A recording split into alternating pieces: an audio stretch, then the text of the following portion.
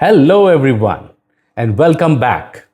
I am Dr. Supradip Das, Assistant Professor at the Department of Design, IIT Guwahati, and this is the 26th lecture of the course Introduction to Toy Design. In today's session, we will briefly understand the role of materials in toy design. Next, we will look at common manufacturing processes such as injection molding and laser cutting and how these influence the form and production of toys. We will also discuss ethical considerations, including safety standards, sustainability, and responsible manufacturing.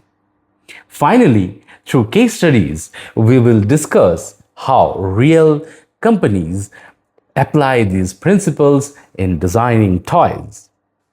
By the end of this lecture, you will be able to understand the importance of material selection in toy design. Identify common manufacturing processes used in toy production. Recognize ethical considerations such as safety, sustainability, and responsible manufacturing, and through case studies, understand how materials and processes influence toy design. Materials are fundamental to toy design, not just for shaping form, but also for influencing interaction, emotional engagement, and developmental learning. For children, particularly those under 8, toy materials must be safe, sensory rich, and ergonomically appropriate. While material choices in product or fashion design may prioritize aesthetics or performance, toys must balance functionality with play value, child development, and health standards. And rising environmental concerns have recently prompted a shift towards sustainable and non toxic materials in toys. Now, let us look at the topic material selection for toy design. We will understand this through the aspects of 1. Age-based needs and sensory considerations. 2. Safety, toxicity, and biocompatibility. And 3. Tactility, aesthetics, and material language. Each aspect will be discussed separately in the next slides. We will start with 1. Age-based needs and sensory considerations. Here, material selection in toy design begins with the recognition that children of different age groups engage with objects through vastly different developmental, sensory, and cognitive mechanisms. The age of the target user not only determines safety thresholds but also influences material aesthetics, durability, and educational value. Infants from 0 to 2 years interact primarily through oral and tactile exploration. Toys intended for this age group must use non-toxic, soft, and chew-safe materials such as food-grade silicone, unpainted hardwood, and BPA-free plastics. These materials must be resistant to tearing, shattering, or fragmenting under pressure while also being easily sterilizable. Toddlers and preschoolers from 3 to 5 years begin to develop motor coordination and problem-solving skills. Materials for this group should encourage active manipulation, stacking, joining, and role play.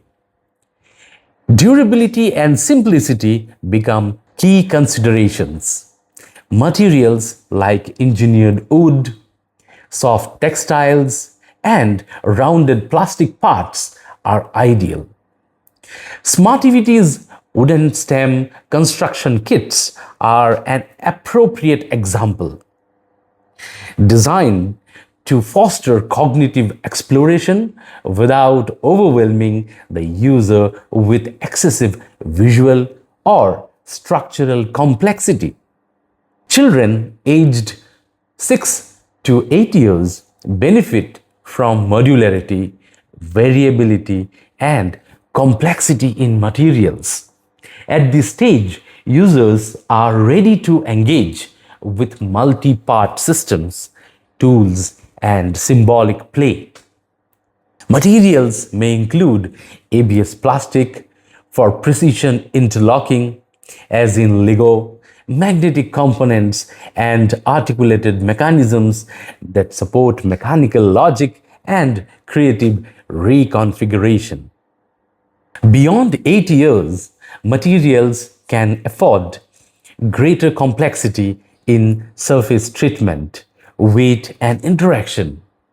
Here, children respond to sensory depth, including combinations of textures such as soft rubber, smooth plastic, transparent parts, or reconfigurable systems like Lego Mindstorms.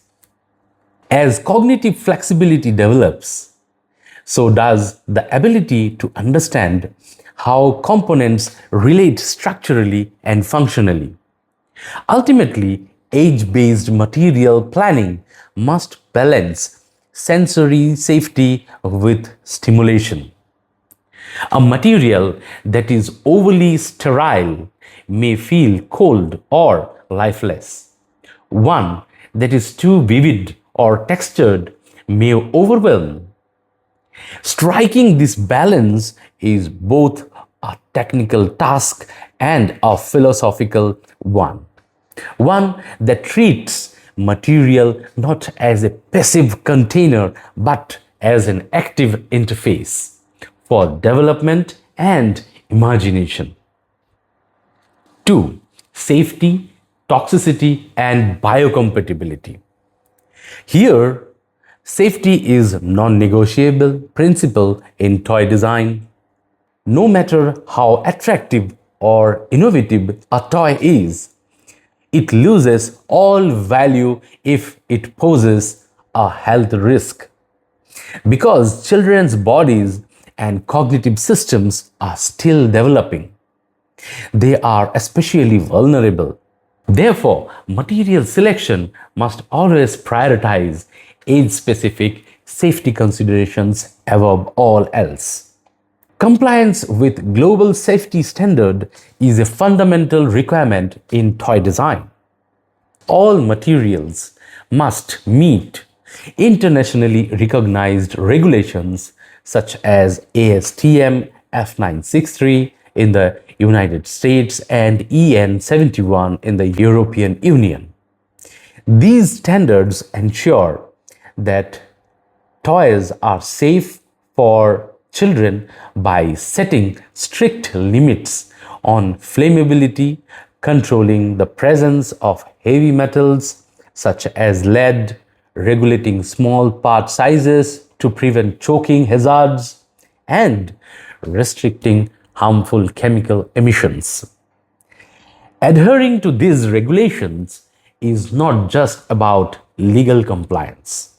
It is about ensuring that every toy placed in a child's hand is safe, reliable, and responsibly manufactured. Material selection in toy design must carefully consider potential risks. Designer must account for accidental ingestion, allergic reactions, respiratory exposure, and skin contact, especially since children explore through touch and mouthing. Harmful substances such as phthalates, once common in soft plastics, are now restricted in many regions due to their endocrine disrupting effects. Safety assessment must therefore anticipate all possible exposure pathways. And biocompatibility goes beyond chemical safety. Materials must not only be non-toxic but also physiologically compatible, ensuring predictable and safe interaction with the body.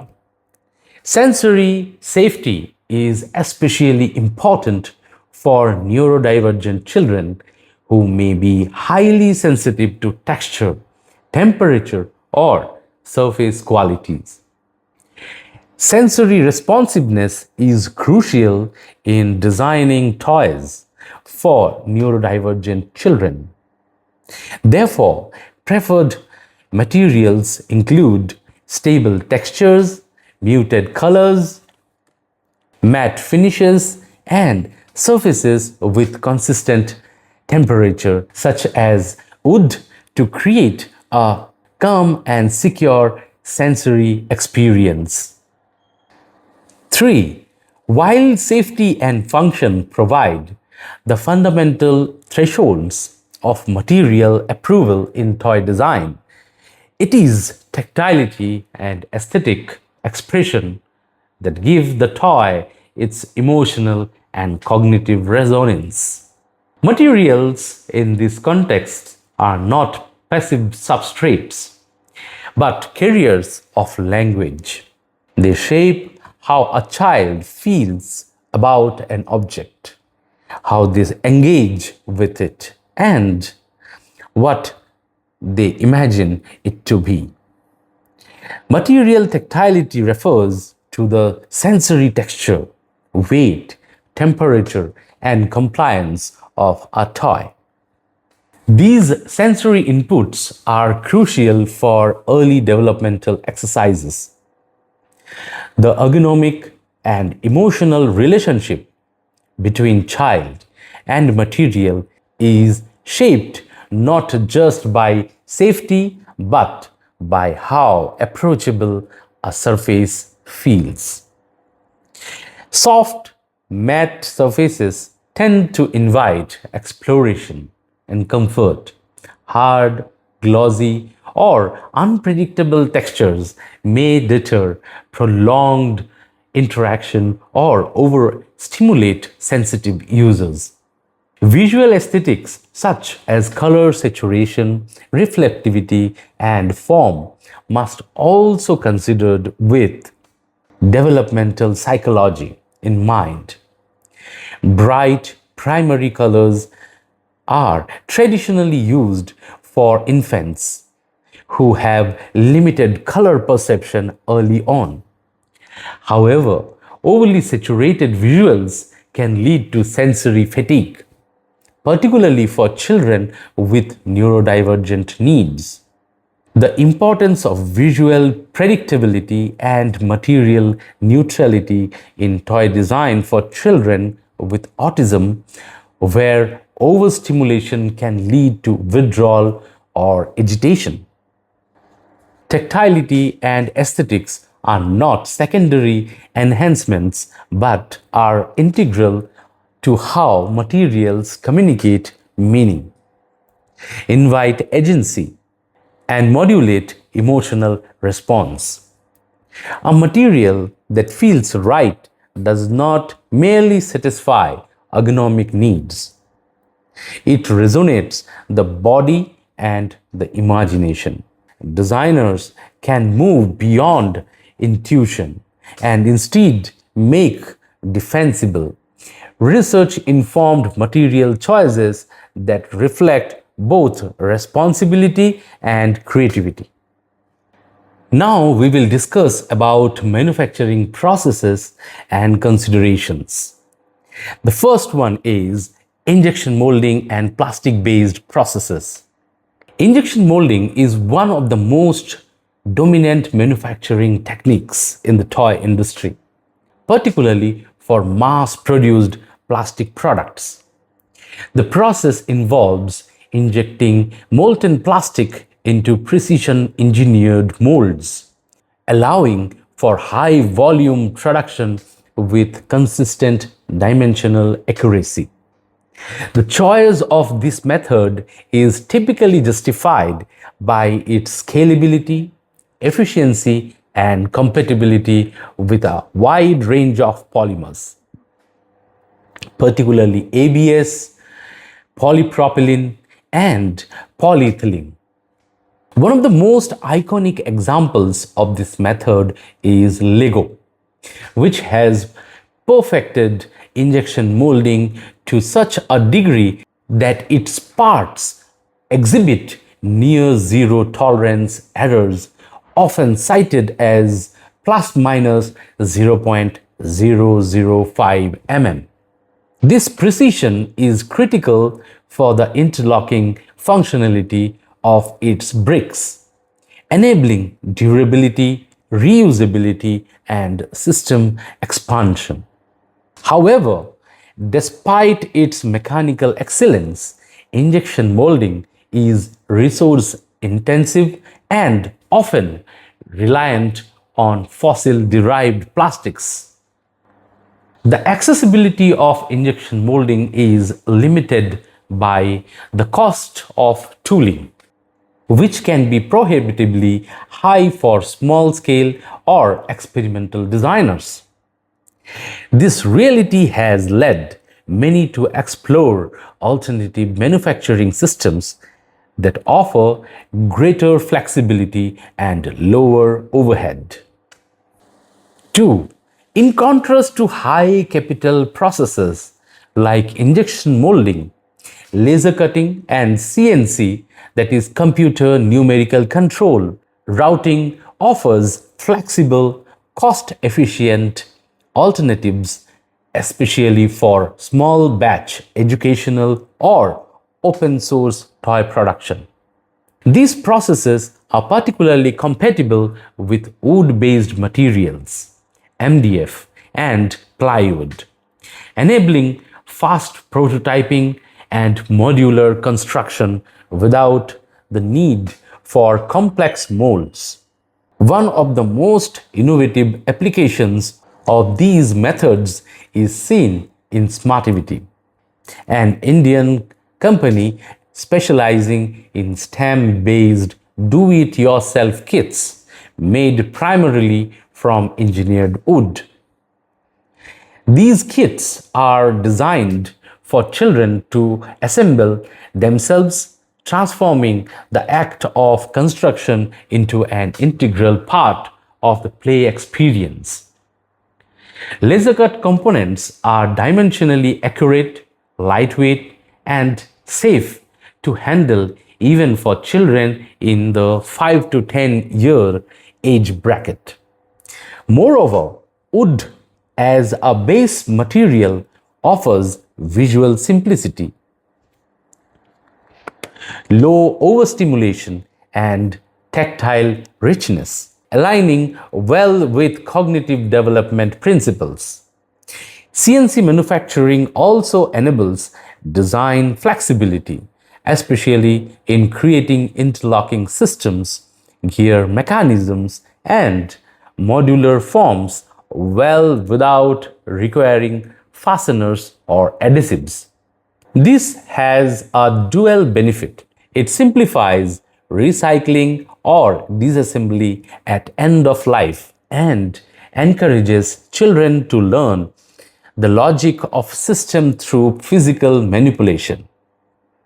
In hybrid approaches, these wood-based systems can be augmented with limited plastic components, magnets, or even soft textiles, broadening the sensory and functional palette.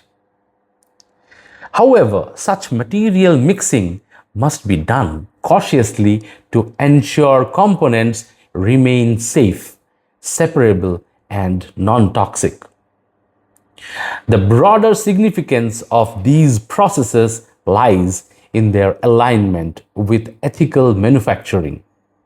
They allow local production, minimize waste, and support a shift away from overdependence on fossil fuel derived plastics. 3. Prototyping is a critical phase in toy development, where material choices are tested not only for function and safety but for user comprehension, emotionally resonance, and engagement quality.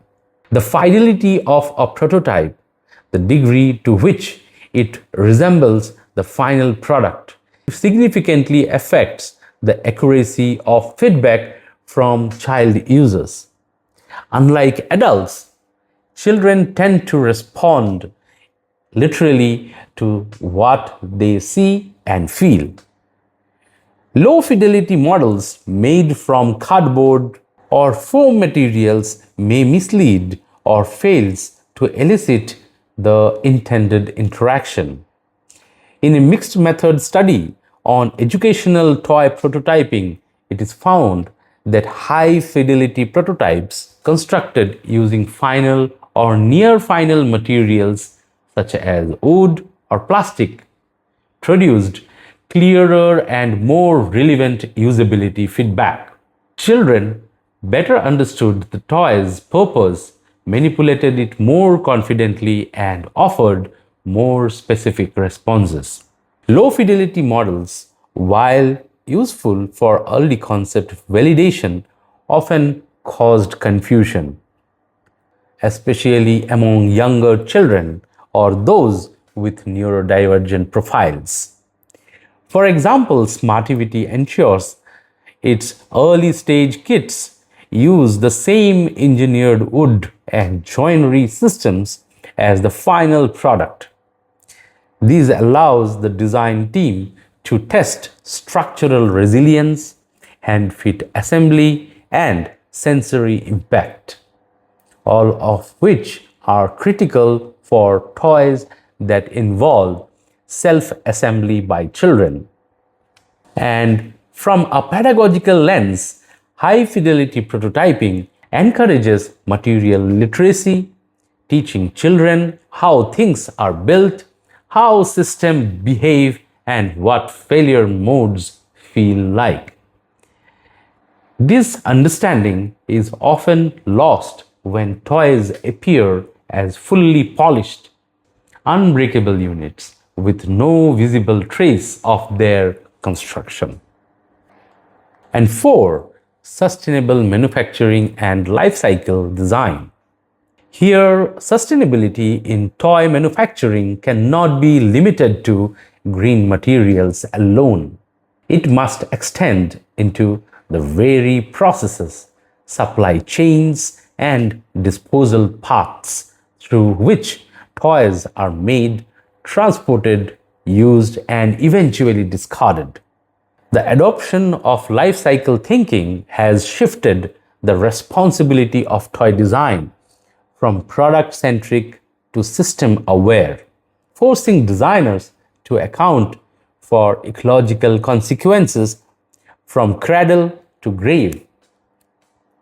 The need for early integration of life cycle assessment into the design phase, where material selection, energy consumption, and emissions from manufacturing are well viewed as independent variables.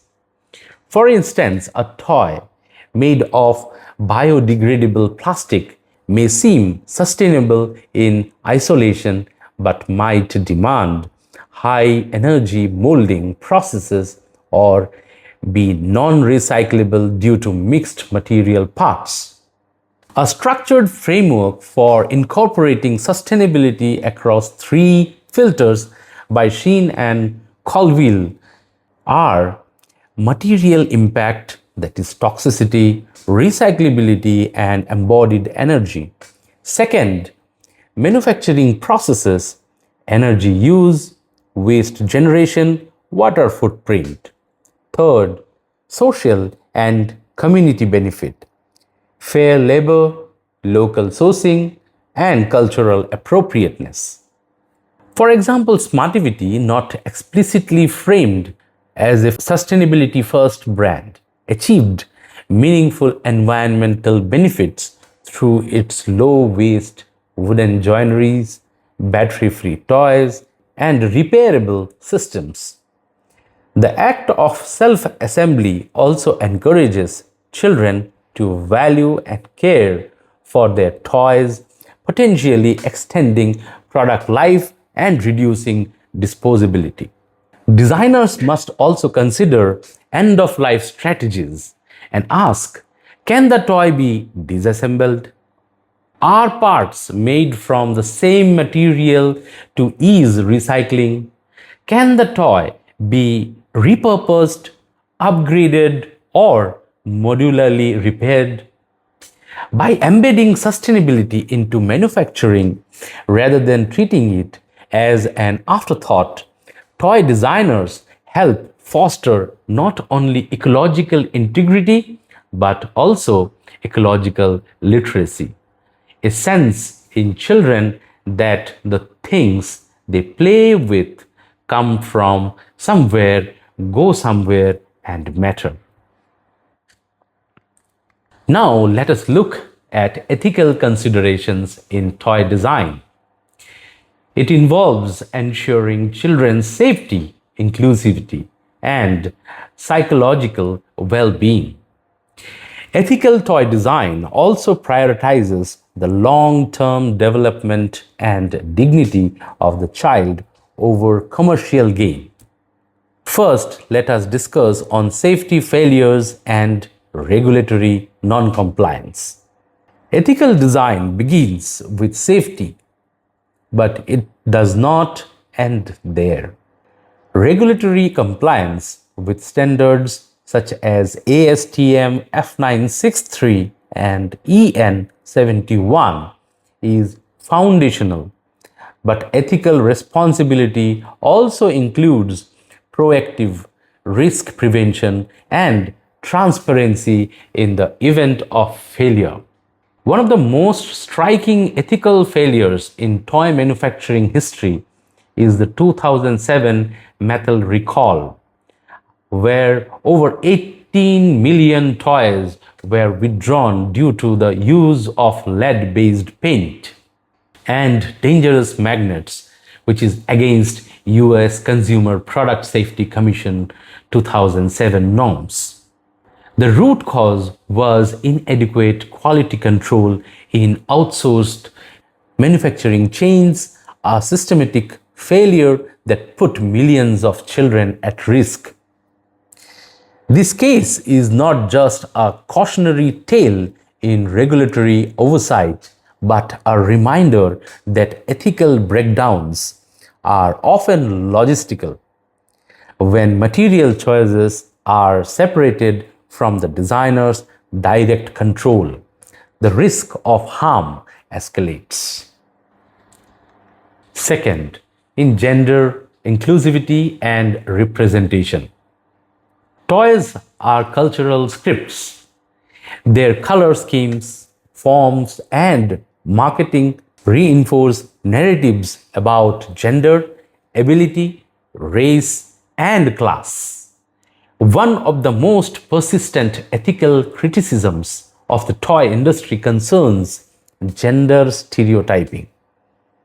Companies like Hasbro have historically segmented products along gender lines, such as marketing Play-Doh and Easy Bake ovens exclusively to girls and Nerf guns to boys, reinforcing outdated binaries. Ethical toy design involves resisting these scripts and embracing inclusive visual language. For instance, Lego's Everyone is Awesome set, a rainbow-hued product celebrating LGBTQ plus inclusion, is a step toward more inclusive representation. True critics argue that isolated gestures must be matched with deeper reforms in product lines and accessibility. Designing for neurodivergent users also demands ethical care in material and interaction design. Inconsistent or overstimulating materials, example loud textures, reflective surfaces, can alienate users with sensitivity. Ethical design in this context means choosing sensory neutral materials and designing affordances that are flexible, not prescriptive. Third, in labor practices and corporate transparency, ethical toy design extends beyond the safety and inclusivity of the final product. It also includes the social conditions under which the toy is manufactured. Many global toy brands depend on outsourced production in regions where labor precautions may be weak. This can lead to serious concerns such as low wages, excessive working hours, unsafe factory environments, and limited worker rights. When toys are produced at extremely low cost, the hidden burden is often carried by vulnerable workers within complex global supply chains. Responsible toy companies therefore prioritize fair labor practices. This includes ensuring safe working conditions, fair wages, reasonable hours, and compliance with international labor standards. Ethical oversight should not stop at first-tier suppliers but extend throughout the entire supply chain, including subcontractors and raw material providers. Corporate transparency is equally critical. Companies should openly disclose sourcing practices, factory locations, audit results, and sustainability commitments. Transparent reporting builds consumer trust and holds brands accountable. Without transparency, consumers remain unaware of the social and human costs embedded in inexpensive toys. A toy cannot be considered truly ethical if it nurtures one child's development while compromising the dignity and well-being of another person in its production chain. Fourth is sustainability and post-consumer impact. A toy is never just an object. It is also an eventual pollutant. Most toys are made from non-biodegradable petroleum-based plastics, often glued or molded in ways that make recycling difficult. Cheap imports exacerbate this problem by using toxic additives, composite materials, and no end-of-life design considerations. Example, Smartivity's kit also reject batteries, reduce electronics, and rely on engineered wood, extending both the play experience and product lifespan. Designing for sustainability is not just a material issue. It is a systemic challenge. It requires that designers imagine a toy's death at the moment of its birth. Fifth, what not to do. Ethical failures in the toy industry, with few examples, it illustrate how ethical failures in toy design often stem from deeper systemic issues rather than isolated mistakes. The 2007 metal recall revealed the danger of weak supply chain oversight. Lead-based paint and unsafe magnets entered the market due to outsourced quality control and insufficient supplier regulation. The failure was not merely technical but structural, highlighting the ethical responsibility companies hold over their entire manufacturing network. In the case of gendered marketing by major brands, such as Hasbro, the issue is cultural rather than chemical. Segmenting toys strictly along pink for girls and action toys for boys reinforces outdated gender binaries, limiting children's freedom of identity and expression. Ethical design must move beyond stereotypes towards inclusive representation. The rise of generic e-commerce toy import presents another ethical concern. Many low-cost products enter markets without proper safety compliance, market transparency, or traceability. When there is no clear brand accountability, consumer trust and child safety are both compromised. The battery-dependent toys also raise sustainability concerns. Their short functional lifespan and rapid obsolescence contribute significantly to electronic waste. Without thoughtful disassembly, recyclability, or modular repair systems, these toys become part of a growing environmental burden. These examples demonstrate that ethical toy design requires vigilance in safety, inclusivity, supply chain accountability, and long-term environmental responsibility. Let us now discuss a common material and design considerations for it.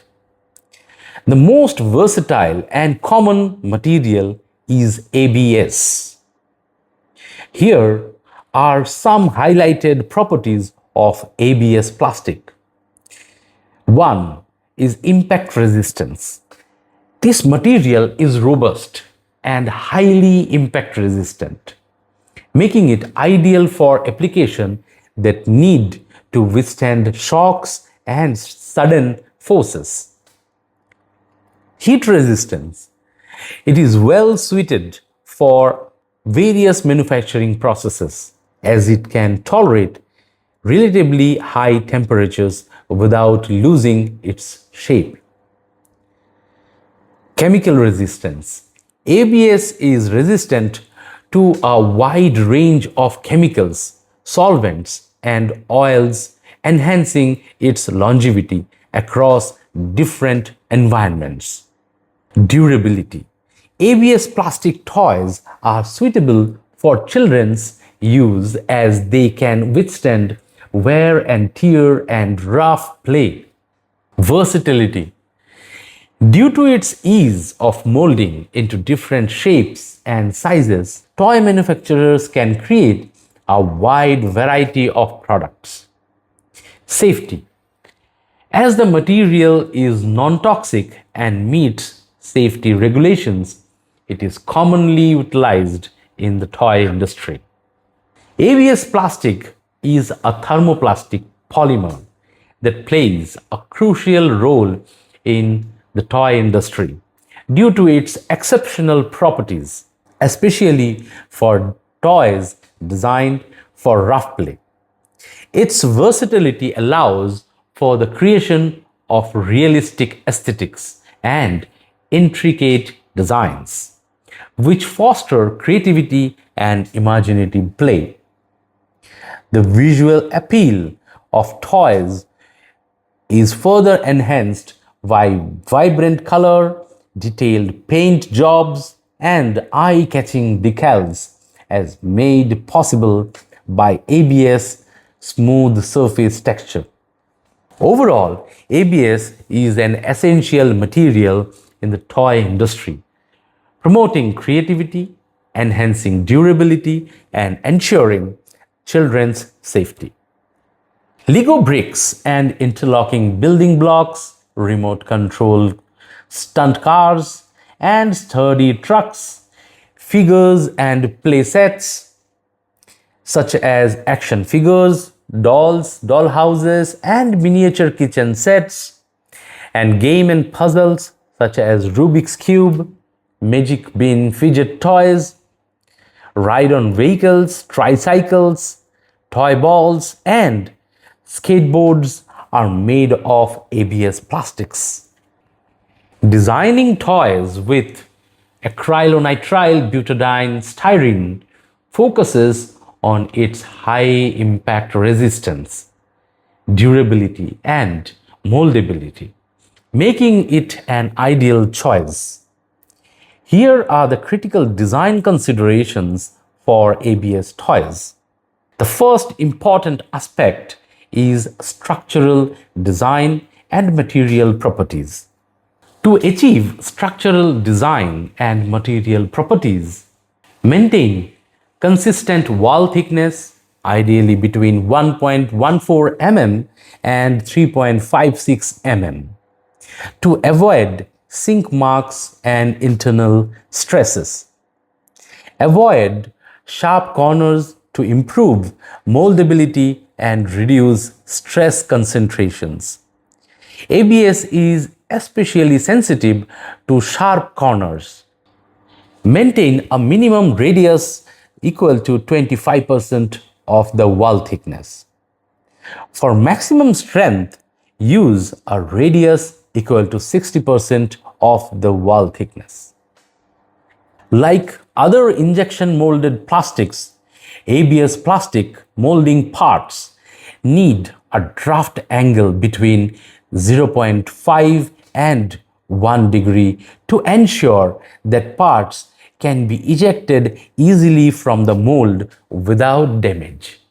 Utilize internal ribbing for strength rather than increasing wall thickness, which can cause molding defects.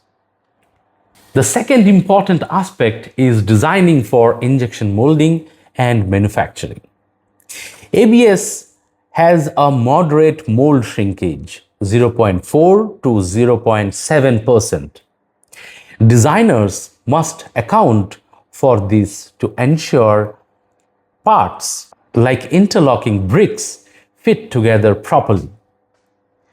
Position extra gates in thicker areas and parts with long spans to prevent premature solidification and ensure complete uniform mold filling.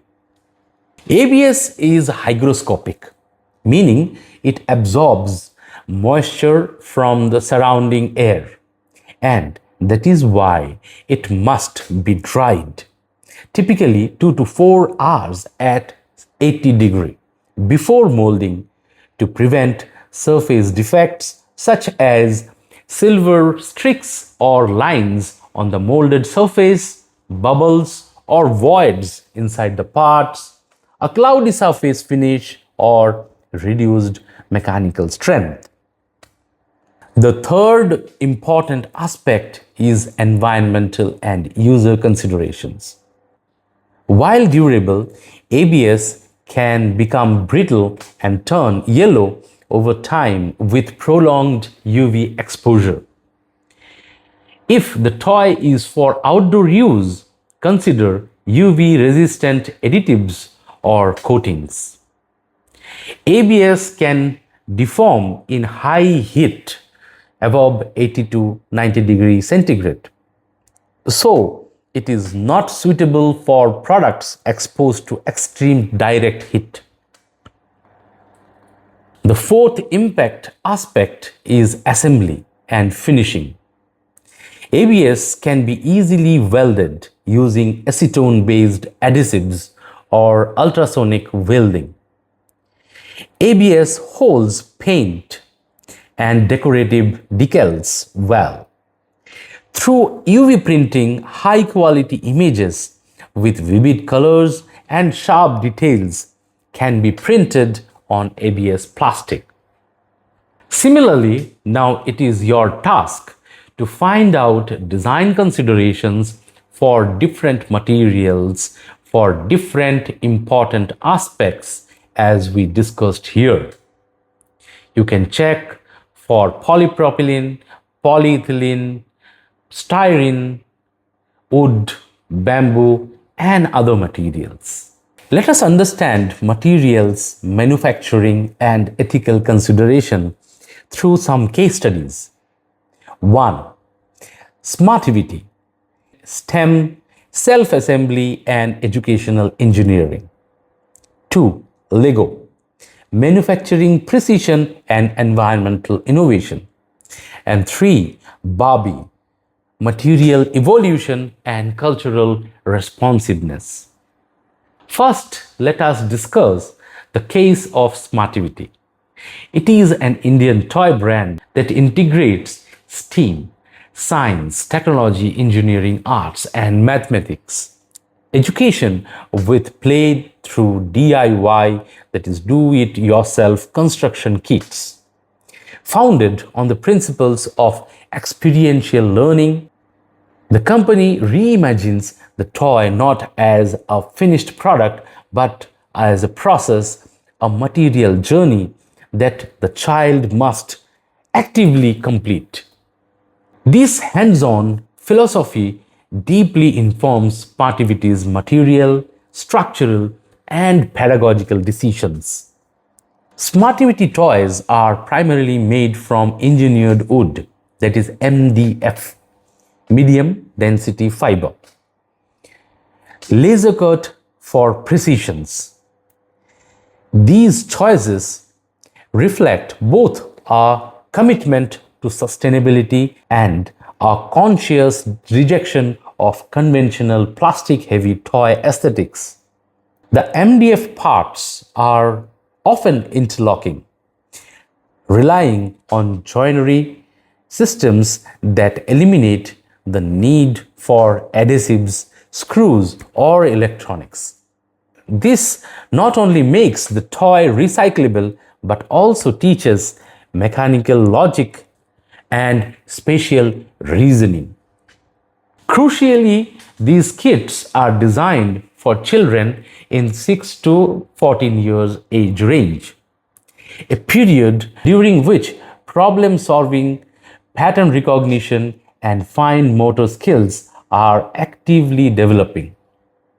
The process of building the toy, assembling gears, sliders, pulleys, or other kinetic systems becomes an exercise in applied engineering, and constructivist engagements support long-term knowledge retention and emotional investment as the child builds the play object from the inside out.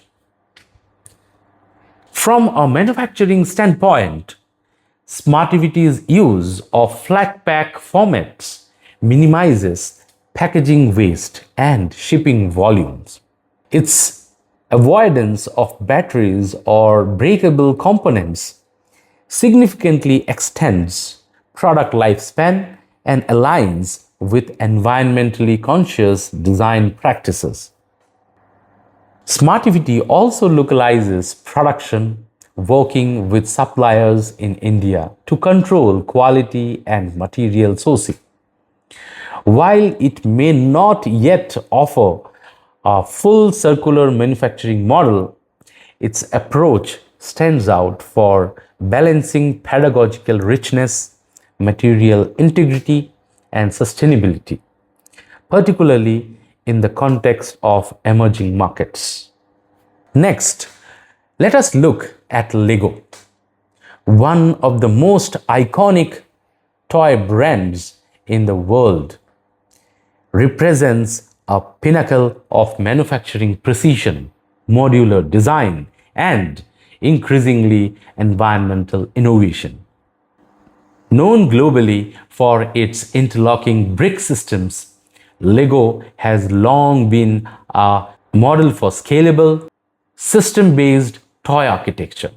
However, in recent years, the company has also made significant strides towards reconciling its legacy of plastic dependency with a new vision for sustainable manufacturing. Lego's core material is ABS, a petroleum-based thermoplastic that offers exceptional dimensional stability, tensile strength, and impact resistance. These material properties are essential to the brand's promise that every Lego brick, no matter where or when it was produced, will fit perfectly with every other brick. While environmentally problematic, these material and process deliver unmatched durability, repairability, and modularity. Recognizing the ecological impact of ABS, LEGO has committed 120 million pound toward sustainability initiatives, including the development of bio-based alternatives and a fully sustainable product line by 2030. Early efforts includes a limited range of bricks made from sugarcane-based polyethylene and a partnership with the World Wildlife Fund to reduce carbon emissions. Beyond materials, LEGO's commitment to sustainability includes packaging redesigns to eliminate plastic bags, instead in renewable energy for factories, and implement a closed-loop product take-back program in the US known as LEGO Replay. In terms of educational value, LEGO has collaborated with researchers and educators to develop the LEGO Mindstorms and LEGO Education series, which integrates robotics, coding, and system-based problem solving. These kits expand LEGO's impact from imaginative construction to STEM-based learning ecosystems, encouraging logical thinking and user-driven experimentation. Although LEGO continues to grapple with the ethical contradictions of using virgin plastic at scale, its investment in environmental R&D, system thinking, and pedagogical depth makes it one of the most ethically progressive mass marketing manufacturer in the toy industry. And lastly, let us look at Barbie. Barbie, the flagship product of Mattel.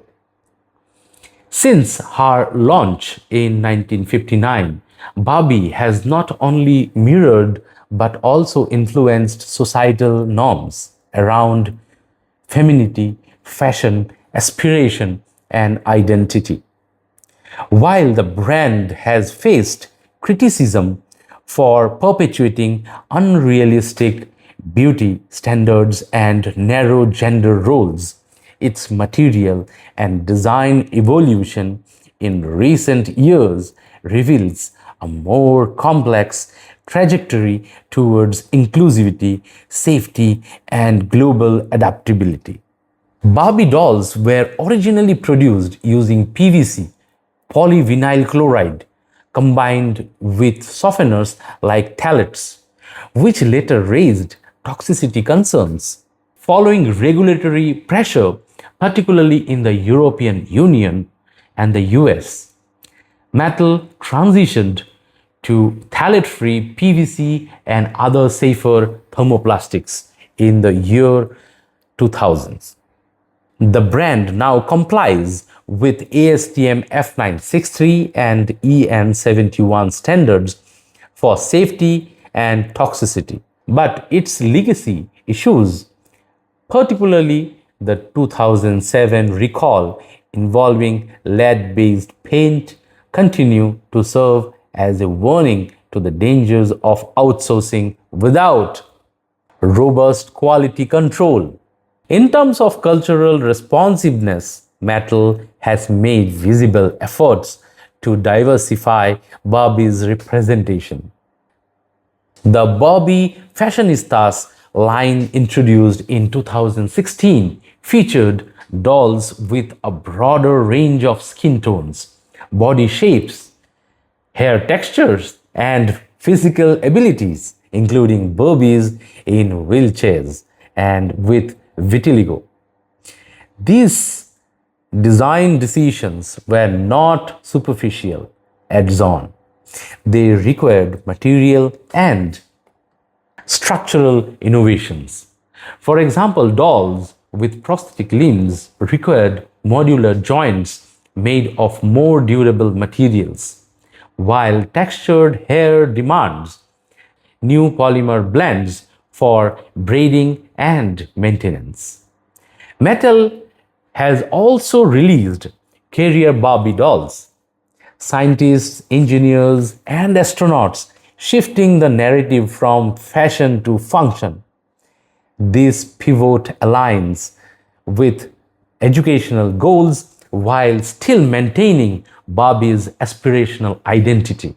While critics may argue that such shifts are mere market driven than philosophically radical, they nonetheless reflect a material rethinking of what Barbie can be, not just in narrative but in form and interaction.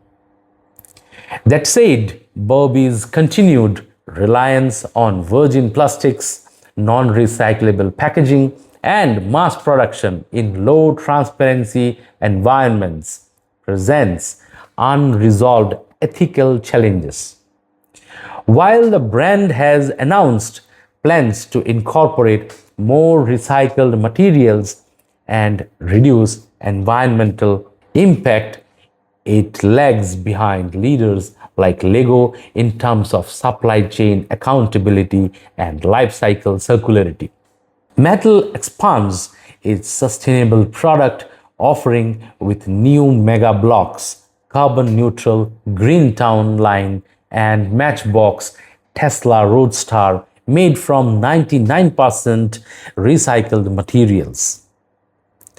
Barbie's evolution exemplifies a brand that is trying to align with the culture and materials demands of the 21st century, sometimes awkwardly, sometimes convincingly. Her transformation is not just ideological, it is plastic polymer based and very much still in progress. To conclude, today's session highlighted how materials play a crucial role in toy design, shaping not only the form and functionality of toys but also their safety, durability, and environmental impact. We discussed how different manufacturing processes such as injection molding and laser cutting influence the way toys are introduced and how these processes affect design possibilities. We also reflected on important ethical considerations, including safety standards, sustainability, and responsible manufacturing practices. Through the case studies, we also overheard how toy companies apply these principles in real world design decisions. As designers, it is important to think critically about the materials and processes we choose. A thoughtful question to reflect on is, how can we design toys that are engaging and educational while also being environmentally responsible and ethically manufactured? See you in the next lecture. Till then, have fun.